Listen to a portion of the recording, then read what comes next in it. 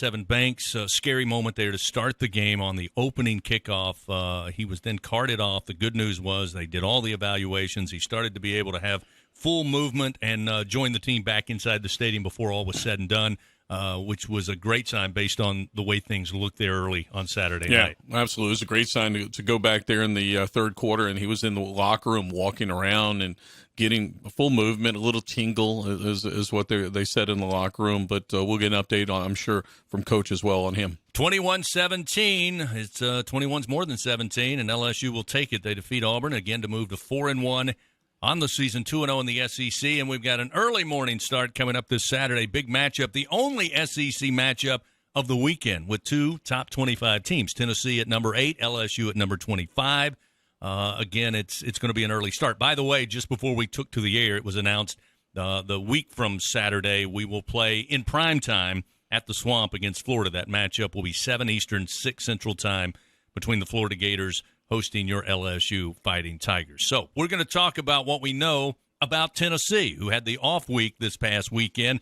Their last game against Florida was quite a slugfest over at Neyland Stadium. We'll see what Gordy knows about Tennessee before we hand it off to Coach Brian Kelly coming up at the noon hour. It's the Brian Kelly press conference delivered by ASAP.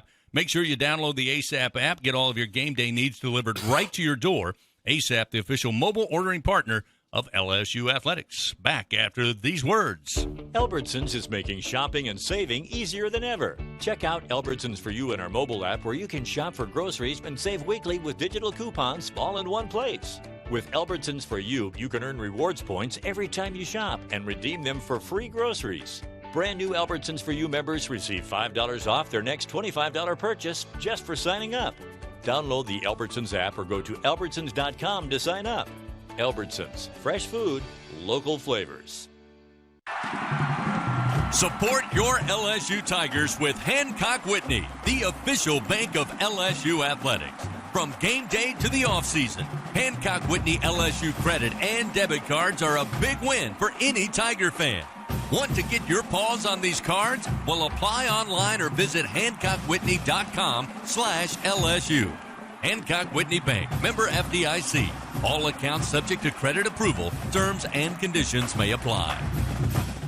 He's got a seam. He's down the near side hash. Tiger fans, if you've ever wanted to listen to the LSU Sports Radio Network while watching your Fighting Tigers on TV, now you can, and it's easy to do. Just pause the TV. Use the LSU Sports mobile app to stream the audio on your smartphone or tablet. Connect to a smart speaker, then wait for the audio to catch up to the point your TV is paused. Push play, and you are all set. Watch the Tigers and listen with the LSU Sports Radio Network and the LSU Sports mobile app. 15, 10, 5, touchdown!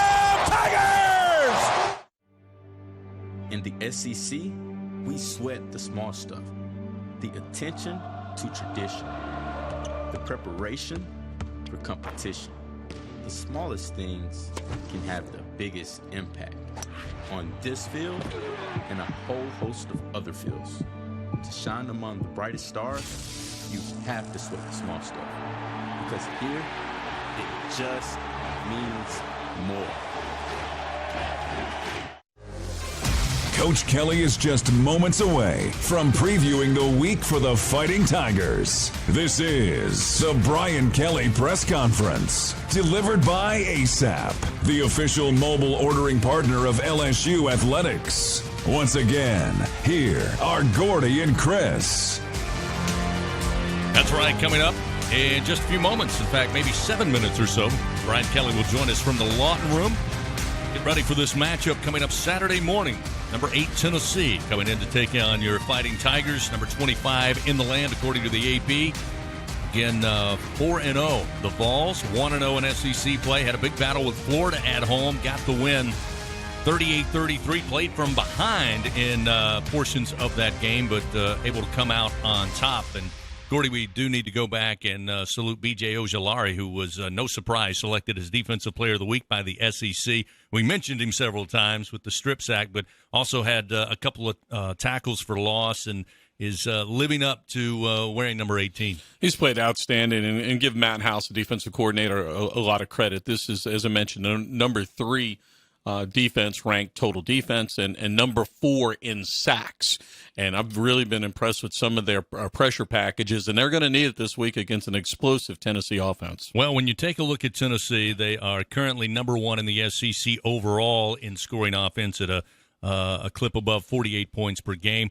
In conference games, they've only played one. They trail Alabama. Alabama's offense has put up more points in conference games. Of course, the Tide have played 2 SEC opponents. When you look at them, this is a team for Tennessee under Coach Heupel that I think in 2022, Gordy, you kind of know what they are just because of their numbers. Their explosive offense. I think they've got a legitimate Heisman candidate at quarterback who can beat you running the ball because he's so physical, but he also can stand in the pocket and pick you apart.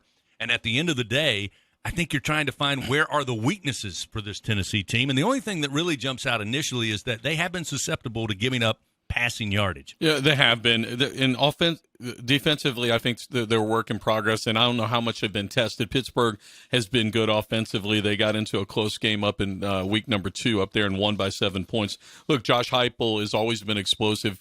His offenses have always been explosive. They were ranked 9th in the country in total offense a year ago. Last the Tiger fan saw Josh Heupel is the 2018 Fiesta Bowl at Central Florida, and that was a prolific offense as well. He likes to go fast, and Henson Hooker's fantastic.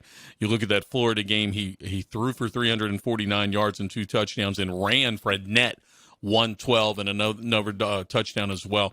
He is really good from the pocket. He knows what he's looking at. If it's not there, he's athletic enough to pull it down and make something happen. You mentioned they move fast. I mean, they move traditional. I mean, it's NASCAR. It is hyper speed. No question. It's not just a hurry-up offense.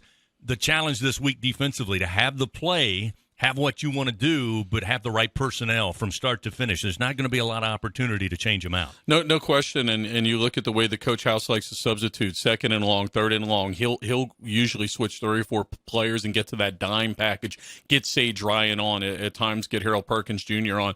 Is he going to be able to get those substitution patterns in there, rather those sub packages in there? And then Brew McCoy is a big-time transfer wide receiver for Tennessee. He came from USC, had 5 catches, 102 yards, and a touchdown against Florida. He's somebody that LSU has to be aware about. The other thing Tennessee's trying to clean up is penalties. Now, LSU this past Saturday, I think Coach Kelly will hope that it's an anomaly, but 10 penalties, a ton of yards given up in the penalty game. And Tennessee's averaging about 7 penalties per game, and they've had 2 games this year with double-digit penalties. And again, it's not something you can count on, but it has been a trend for the Vols. Yeah, it has been, and they've been a little sloppy putting the ball on the ground. Look, for LSU, there's no question. There's a lot to clean up from the Auburn game, especially in the special teams. I think half the penalties for LSU came in the special teams. You cannot do that and win games against these next 3 opponents, Tennessee, Florida, Auburn, Ole Miss. You've got to reduce the number of penalties, and you've got to clean some of those special teams errors up. Again, we know Tennessee's going to come out. They're going to try to put their foot on the pedal and slam it into the floor right out of the gate. Coach Kelly's talked about it now for 5 weeks. He needs LSU to have the same sense of urgency offensively. What do you think they try to do this week that maybe gets them started early? Yeah, I wish I had the answer. You look at the big 3 football games, the Florida State, Mississippi State, and Auburn. LSU has started slow offensively. They've got to get off to a better start against Tennessee. Again, coming up, Brian Kelly will join us. I'm sure he'll talk about some of the game plan. He'll update on any possible injuries lingering from the game on Saturday. In fact, he's just entered the room. Gordy, we'll see you Saturday morning at Death Valley. Let's go to Coach Kelly. Yeah, I'm going to be boring. I'm going to put you all to sleep. I get it. Good afternoon. I'll give a quick recap on the weekend at Auburn. Any road win obviously is a great win, especially in the fashion that we came back from a 17-0 deficit. I think the things that stand out after, doing a deeper dive, defensively in the second half, the turnovers, taking the football away, and then, running the football. We looked at our last 3 SEC games. We're averaging 6 yards per rush in the second half. I think we've said from the very beginning the ability to run the football in the SEC was going to be a very important part of winning football games, we'd like to win them in a different fashion, but winning is winning, and I think those things stand out. Special teams was much improved. We're getting the kind of play and effort necessary. If there are penalties on those teams, we're getting great effort from that group, and I think those are probably the highlights in terms of things to take from. But look, I'm going to say this, and I'll talk to our team about it a little bit later. It's pretty clear this team plays with great heart, and they'll fight. But heart and fight will not win games against the opponents that we're going to have over the next month or so. We're going to have better execution. We're going to have to coach better. And those things we're going to have to be on display starting this weekend against an outstanding Tennessee football team. Josh Heupel's done a great job in a very short period of time of, putting his stamp on this team. It is a fast-paced team. They're the fastest team in college football. They snap the ball with an average of about 20 seconds on the clock. It's led by Hendon Hooker, who I got a chance to go against when he was at Virginia Tech. He is talented. He's big. He's physical. He can throw the football. He runs it, and he's got playmakers. They're electric at the slot with Hyatt. You've got a big body guy in Brew McCoy. Tillman obviously didn't play last week, but he's obviously an alpha out there for them. And whether he plays or not, they are talented at the wide receiver position. Big, physical up front. They want to run the football. And then defensively, you've got athletes all over the place. On the front, they played 12 players on their defense in the defensive line. So they're rolling guys in and out. So I think, a team that is deserving of their ranking. They've earned it. They're talented on both sides of the ball. Special teams, aggressive. I think they've got, something like 15 kickoffs, and half go to the right, half go to the left. A very talented kicking team. So a great challenge for our group, one that we're looking forward to. 11 a.m. start, so get there early. Look, I'd like to be the cheerleader here and say, hey, come out early and get going. But look, it's Tiger Stadium. It's LSU football. If you're not excited for that, I don't know what gets you going in October. There's time to do other things, but LSU playing Tennessee in Tiger Stadium. Tell me what else is better to do. This is an awesome opportunity. So please come out and support your LSU Tigers. That PSA announcement was pretty good, wasn't it? Pretty good. Thank you very much.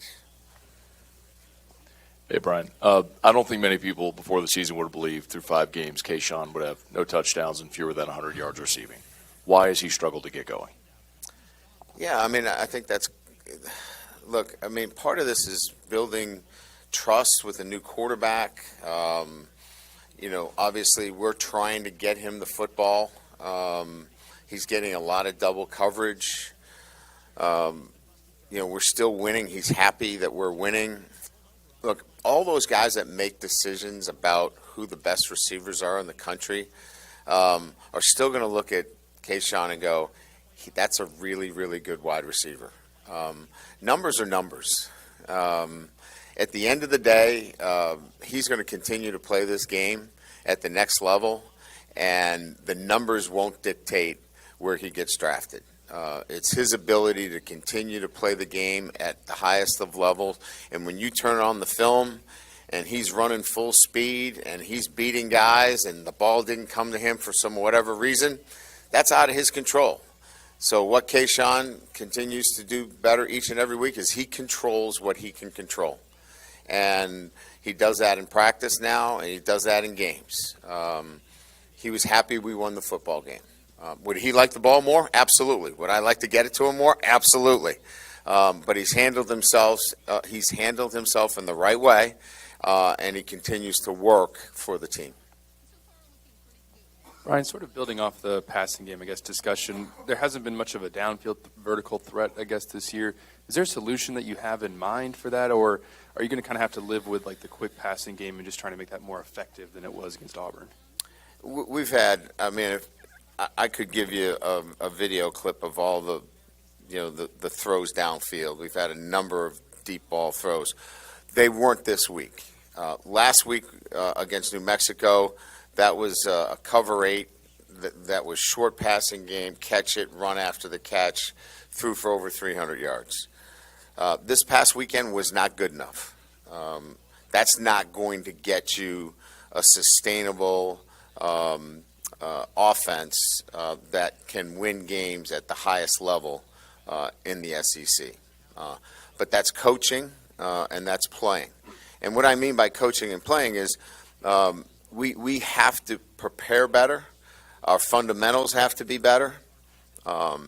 We have to look at the passing game. Are we doing too much? Are we doing the things that highlight our players? And then in turn, our players have to look at themselves and are they preparing the right way? And is there attention to the details necessary? So this is an all of us together that we need to get better. And the recognition and the awareness that 85 yards is not going to get it done. But it's a new week. And the one thing that doesn't carry over very well in college football is the last week. So we expect to be much better. Hey, Coach, here to your right. When you take a look at the video from the Auburn game, do you guys have, take a look at not only wide receivers, tight ends, running backs, passes that hit them on the hands, whether it's a little bit off the mark or not, and catchable balls that aren't caught? How would you reflect on that? And not only Kayshawn, but before the year, everyone kind of thought your wide receivers were the strength of the team. What can you do to get those guys more involved? Yeah, I think I would continue to answer the question, and I'm going to be honest with you. Everybody should be, asking the same questions. But I will tell you that it starts with putting together a comprehensive plan that can be repeated in the game. And the guy that has his hands on the ball is the quarterback. And he's going to get most of the notoriety when we do well, and he's going to get a lot of the blame when it doesn't go well. So the quarterback is part of this. The wide receivers have got to be better at attention to detail. Their routes have to be better.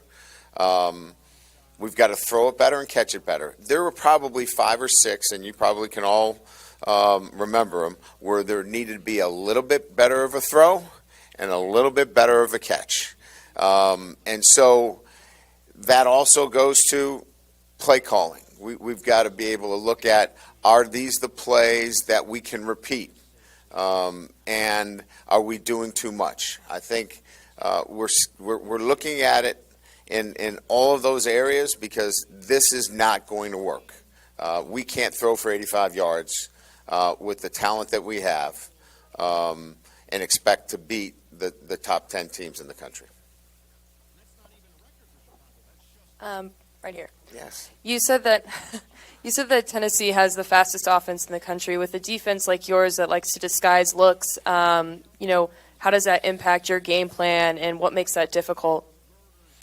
Yeah, you got to get your cleats in the ground and you got to go play. So in one instance, they can't do a lot of things either, right? So if they're going to snap the ball with 20 seconds on the clock, there's not a lot of motion. There's not a lot of changing of formations. They've got to line up right and left too. So to play fast allows you, obviously a pretty clean look at what you're getting.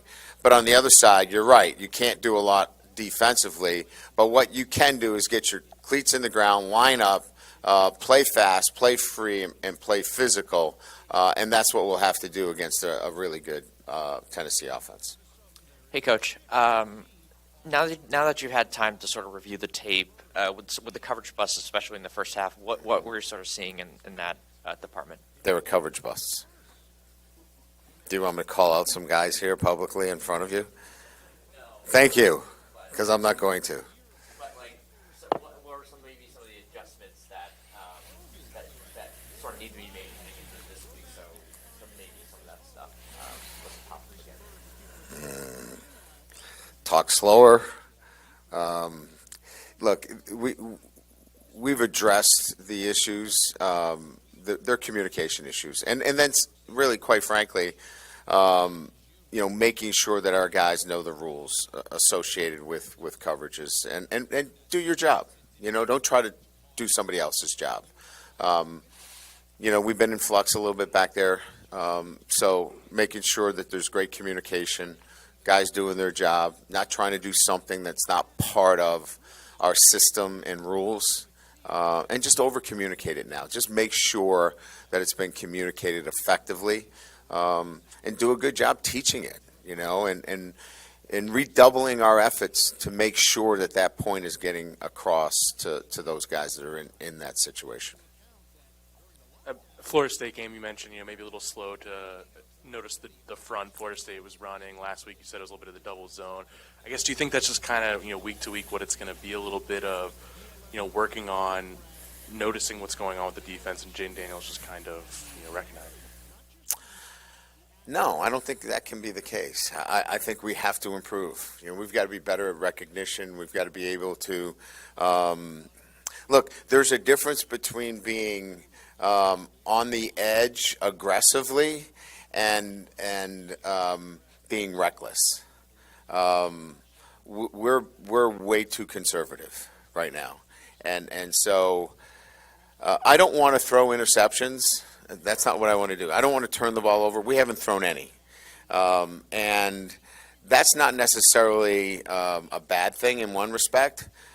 But if you're looking to be aggressive, you're going to throw an interception or two because somebody made a great play, because you trust that you're going to throw it in there. And we got to get Jaden to be a little bit more on that edge and be a little bit more aggressive. And we will. We'll get there with him. Because that's the nature of this position. This position has to be with the skilled players that we have. We've got to get that ball down the field, and we got to get it into some tight windows sometimes. They're not always going to be wide open, but those guys can make plays, and we got to get them the ball.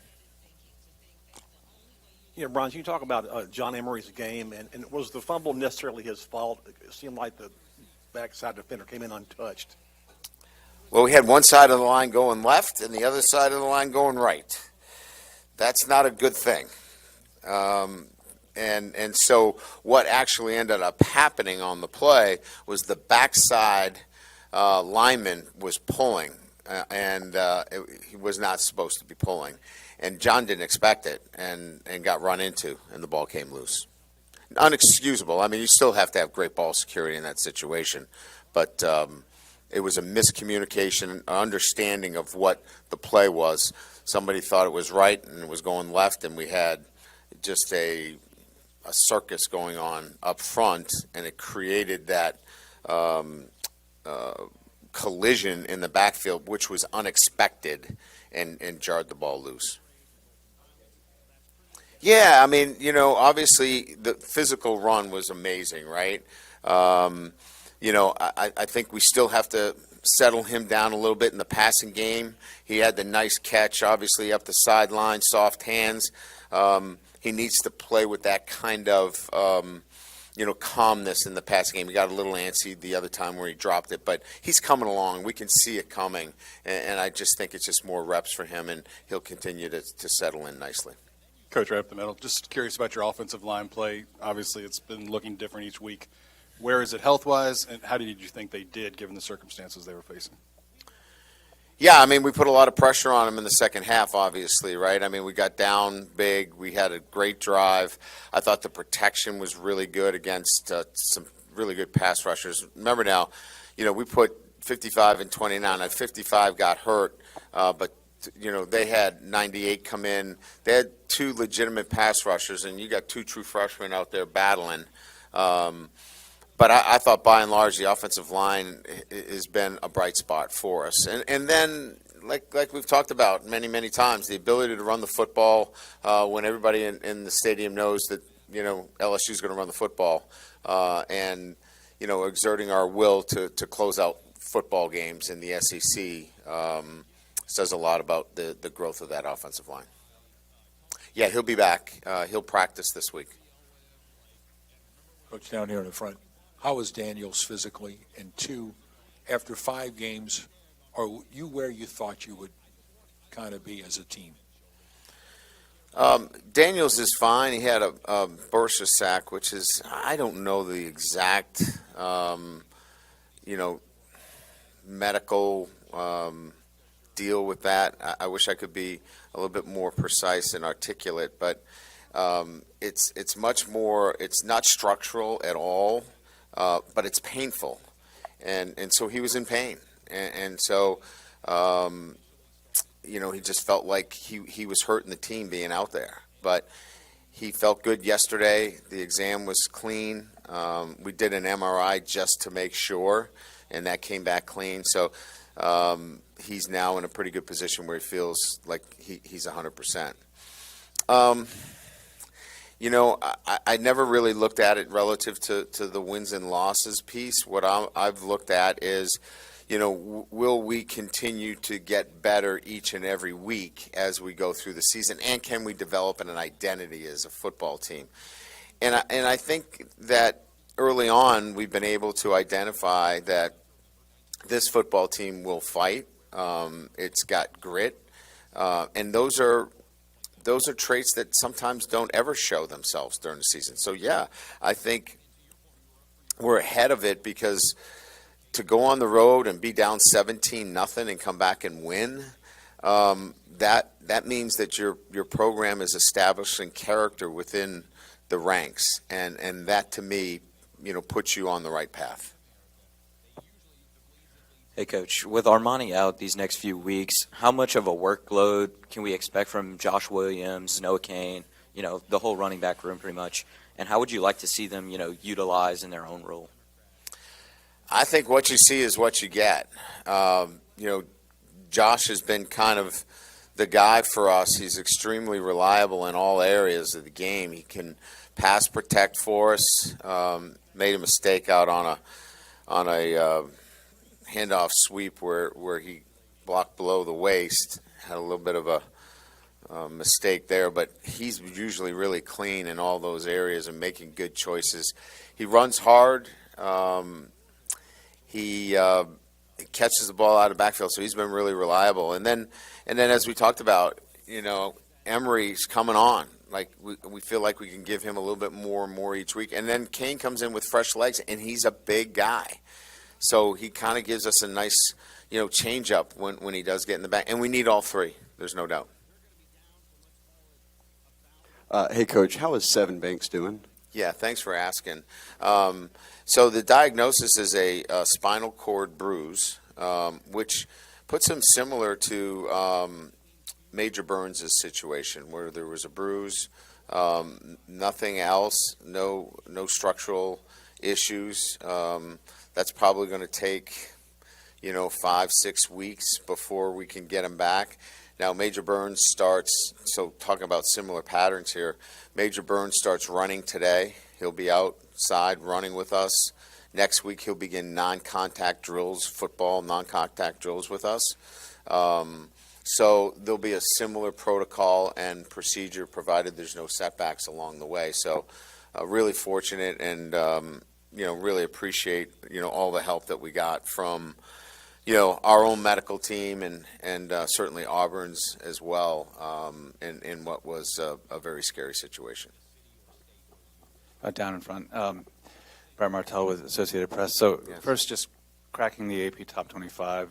Curious about your impression of how perception is matching reality on your team, and if you would, in the 3 major conference opponent games, there's been a kind of a trend where you've been down multiple scores in all 3 games, nearly overcame it in the first, did overcome it in the next 2. What are some of the good and bad you pull from that trend, and does it inform you in any particular way about where the team is now? We'll start with the top 25. Perception versus reality. I think that when you look at the body of work and who this football team is, there's probably 35 teams that could be in the top 25, right, from 25 to 35. So, that really is, a judgment call. And we feel like at this point, the development of our football team will continue to take place through this month. And I think the more germane question is, how do you get off to a better start against Power 5 teams so you're not have to rally in the second half? And what I will make clear when I get a chance to talk to the team is having heart and, fighting the way we do, that's not going to get it done against Tennessee. That's not going to get it done against Florida or Mississippi or Alabama. We're going to have to execute better. Our details are going to have to be better technically, tactically. We got to coach better. So hopefully what's come out of this is that we've learned that our preparation is going to have to be so much better. And then bring the heart. Then bring that fight. Because you're going to need that too. But you can't just rely on that and play sloppy football and expect to win these games. I know you've seen a lot of football and great football over the years. The play B.J. Ojulari made to come from the backside and run the quarterback down and force that fumble, how good a play is that? How gifted is he as a player? I told him that was a captain's play. And what I meant by that was that was an effort play, and that was a timely play that gave us the life that we needed at that particular time. Remember now, it's 17-0, and we needed something good to happen. And a leader like BJ made a play when a play needed to be made. And those things need to happen. Players need to make plays, and BJ made a big play in that moment. Hey, Coach. The run defense has been pretty consistent for you guys over the last several weeks. Mekhi Wingo has been a big part of that, but just how would you evaluate the interior D-line's play, especially since losing Mason Smith early in the year? Just how impressive you've been with that group and how they've held up. Yeah, it's it was good this past weekend, and I think it got to that level. Wingo's been our most consistent. What made it better was J-Roy. His play this weekend is what we need to see from him each and every week. Now, he's been banged up. He's had a back issue. He's been banged up. He was injury-free this week. He practiced all week, and you could see it in the way he played. If we can get that kind of play from J-Roy each and every week, we're going to be pretty good up front, even with the loss of a great player like Mason Smith. If I can go back to Garrett for a second, just clarification. Which hand did he break, and is he still your backup center if he can't snap, if it was his right hand? It was his left. So he's still your backup center? Yes, he is. Who else is repping there? Fitzgerald West. He was not available because he was in our concussion protocol. So we were up to you as the center. That's not good. That's what I mean. T-Bob could probably do it. Throw it back there. Did it?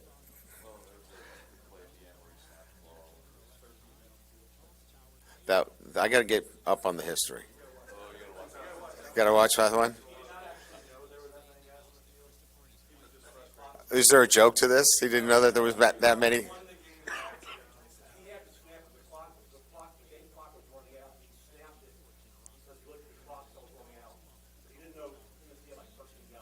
Oh, they did too. So we got a penalty, re-snap, win the game. Of course, that's how he's historic in this sport. I get it.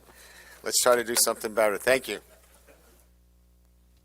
Coach Brian Kelly for this week's Brian Kelly press conference as the Tigers get ready to take on number 8 Tennessee inside Tiger Stadium coming up this Saturday. Again, kickoff at 11 a.m. Got to get things started early on this Saturday. We'll take a quick break. We'll come back, give you some last-minute news and notes before we send you on your way. It's been the Brian Kelly press conference delivered by ASAP. Together, we are partners, setting a new standard for health. Together, we prove that no matter how battle-tested we are, our spirit remains undefeated. Our Lady of the Lake and LSU are creating transformational change and impacting Louisiana with a new standard for healthcare, research, and education. Together, Our Lady of the Lake and LSU are champions for Louisiana. Together, we roar. Learn more at olrmc.com/LSU. Afraid of things that crawl in the night? Don't be spooked. Step inside and play Spooky Loot from the lottery. Win up to $13,000 for frightening scenes. Pick up Spooky Loot for a chilling experience. Win up to $13,000. Must be at least 21 to purchase. I'm for today's STEM tip. Okay, you know recycling is important. No one wants plastic in the ocean. Here's a cool way to repurpose a plastic bottle. Build an awesome terrarium. Cut a large plastic bottle in half and fill the base with sand, pebbles, potting soil, and your favorite plant. I chose an African violet. Put the top of the bottle over your base and place it in the sun. Your plant will grow sealed in its own ecosystem. Fun, right? Learn more at She Can STEM. A message from the Ad Council. In the SEC, we sweat the small stuff. The attention to tradition. The preparation for competition. The smallest things can have the biggest impact on this field and a whole host of other fields. To shine among the brightest stars, you have to sweat the small stuff. Because here, it just means more. This is the Brian Kelly Press Conference, delivered by ASAP. Little overview of Coach Brian Kelly today. Again, good news. Jaden Daniels expected to be 100% after coming out of the game this past Saturday down the stretch in the fourth quarter. Coach said felt better yesterday, felt better today, and again, no structural damage. He should be good to go on Saturday. Also, congratulations, B.J. Ojulari, SEC Defensive Lineman of the Week, for his performance in the matchup against Auburn.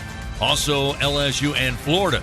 Kickoff time in the Swamp next week, 6 p.m. Central Time, 7 p.m. prime time in the Eastern Time Zone. Coming up later this week, the Brian Kelly Show Thursday night, 7 o'clock, coming to you live from TJ Ribs. Hope to see you out there. And then, of course, we'll get it cranked up early on Saturday. LSU Game Day presented by 3 Olives will get going at 9 a.m.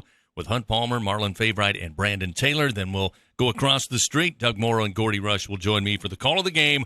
Number 8, Tennessee, and your number 25, Fighting Tigers of LSU, with kickoff just after 11 o'clock. That'll wrap things up for this week's Brian Kelly Press Conference. Again, thanks to Gordy Rush. Thanks to you as well. Join us again next week, same time, same channel, for the Brian Kelly Press Conference delivered by ASAP. This is the Brian Kelly Press Conference, delivered by ASAP.